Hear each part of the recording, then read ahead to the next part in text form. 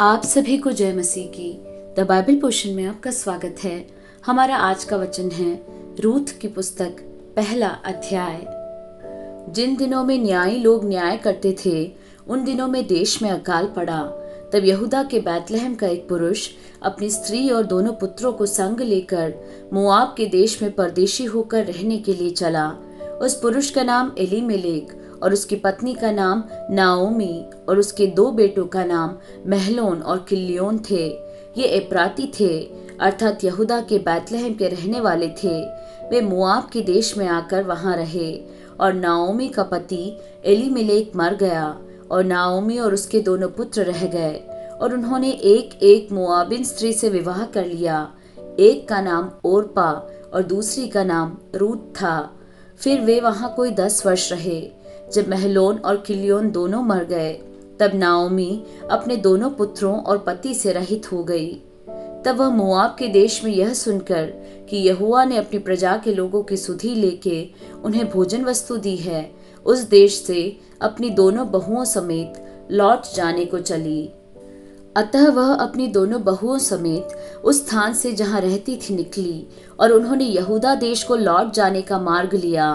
तब नओमी ने अपनी दोनों बहुओं से कहा, तुम अपने अपने मायके लौट जाओ और जैसे तुमने उनसे जो मर गए हैं और मुझसे भी प्रीति की है वैसे ही यहोवा तुम्हारे ऊपर कृपा करे। यहोवा ऐसा करे कि तुम फिर अपने अपने पति के घर में विश्राम पाओ। तब उसने उनको चूमा और वे चिल्ला चिल्ला कर रोने लगी और उससे कहा, निश्चय हम तेरे संग तेरे लोगों के पास चलेंगी। नओमी ने कहा, हे मेरी बेटियों, लौट जाओ। तुम क्यों मेरे संग चलोगी? क्या मेरी कोख में और पुत्र हैं जो तुम्हारे पति हों? हे मेरी बेटियों, लौट कर चली जाओ, क्योंकि मैं पति करने को बूढ़ी हूँ। और चाहे मैं कहती भी कि मुझे आशा है और आज की रात मेरे पति होता भी और मेरे पुत्र भी होते, तो भी क्या तुम उनके सयाने होने तक आशा लगाए ठहरी रहती और उनके निमित्त पति करने से रुकी रहती? हे मेरी बेटियों, ऐसा न करो, क्योंकि मेरा दुख तुम्हारे दुख से बहुत बढ़कर है। देखो, यहोवा का हाथ मेरे विरुद्ध उठा है। तब वे फिर से उठी और ओरपा ने तो अपनी सास को चूमा, परंतु रूत उससे अलग न हुई।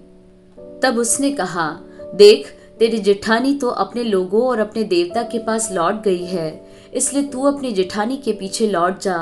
रूत बोली, तू मुझसे यह विनती न कर कि मुझे त्याग या छोड़कर लौट जा, क्योंकि जिधर तू जाएगी उधर मैं भी जाऊंगी।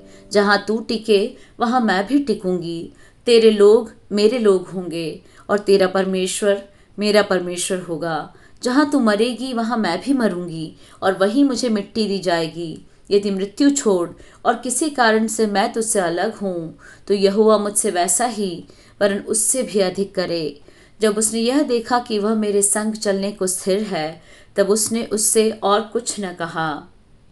अतः वे दोनों चल निकली और बैतलहम पहुंची। उनके बैतलहम में पहुंचने पर सारे नगर में उनके कारण हलचल मच गई और स्त्रियां कहने लगी, क्या यह नाओमी है?